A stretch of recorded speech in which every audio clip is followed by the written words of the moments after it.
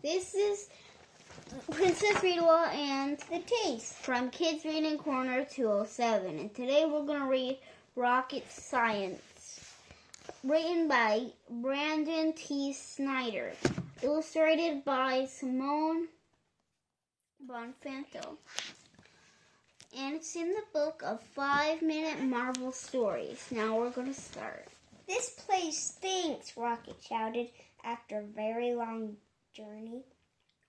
The Guardians of the Galaxy had finally arrived on a strange planet called Blorf. They were there to pick up a package for one of their clients.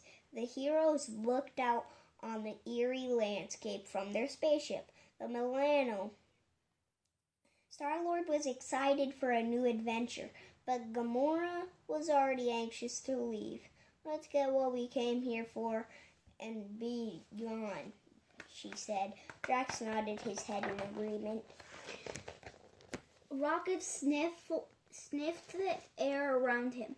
"Not only is this planet a dump, but it's also our spaceship," he said grumpily. "It needs a good scrub." "Good thinking, Rocket," Star-Lord said. "Why don't you stay behind and clean up?" A big grin appeared on Groot's face. He loved Star-Lord's idea. "I am Groot." While Groot was excited, Rocket didn't like Star-Lord's idea one bit. "But I wanted to come with you guys," he yelped. "No buts," said Star-Lord. "Somebody needs to do it. You should stay inside while we're gone. You never know what creatures might be lurking around." Drax smirked as Rocket continued to whine. "We'll be back soon, tiny rodent."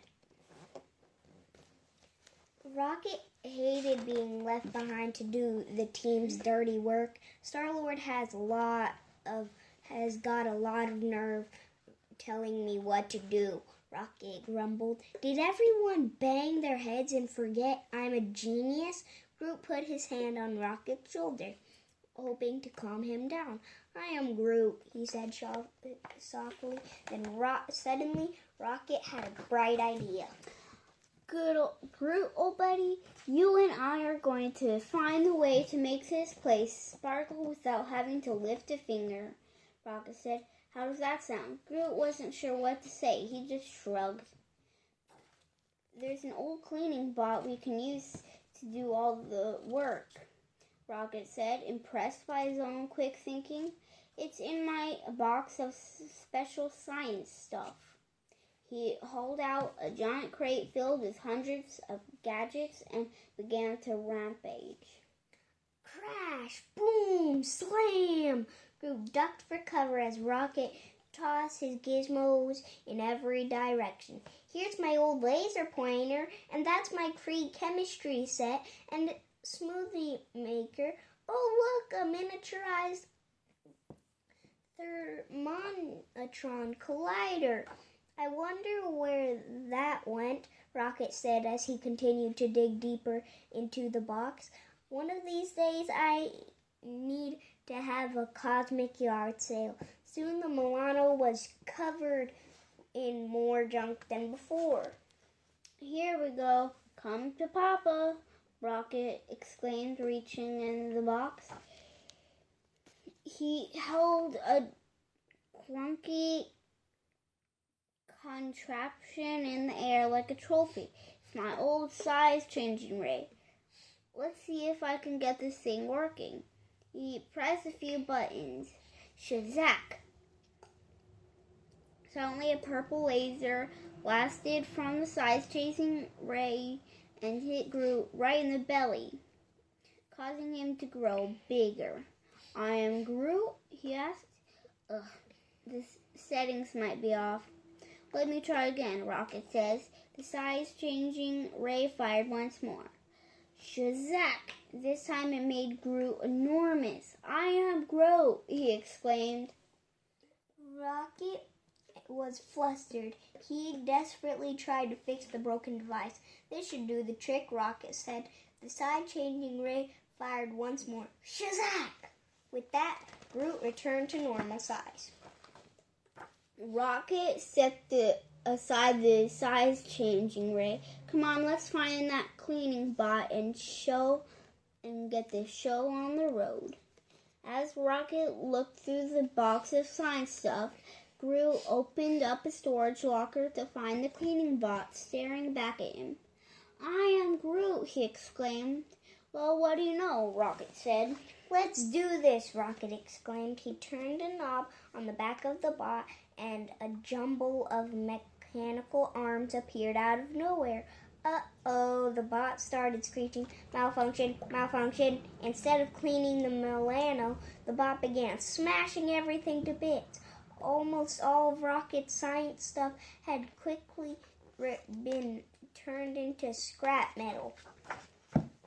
Before Rocket could quarrel the crazy bot, it opened the Milano's door all by itself and went outside. Oh, no, you don't, Rocket said. I am Groot, Groot explained. On the surface of the wharf, the cleaning bot's commotion attracted a group of funny-looking pig-like aliens called the Box. Snorting in excitement, the Box picked up the giant net, thinking they could take the bot home as a pet. Rocket wasn't sure what to do, but luckily Groot has a suggestion. I am Groot, he explained. That's a great idea. Thanks, buddy, said Rocket. He grabbed his size-changing ray and aimed it at the Box. You feelin' lucky, pigs? I know I am. Kazak! Rocket blasted the beast with purple energy, shrinking them down. Take that, he said with a smile.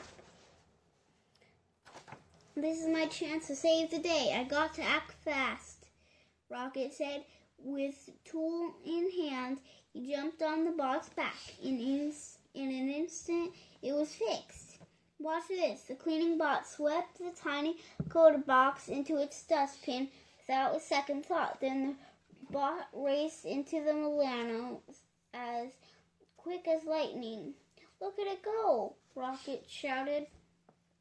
In a matter of minutes, the cleaning bot washed the entire ship from top to bottom. It even took out the trash and recycled the metal waste. At last, Rocket could breathe. Would you look at that, he shouted. Clean as a whistle. I am Groot, said Groot.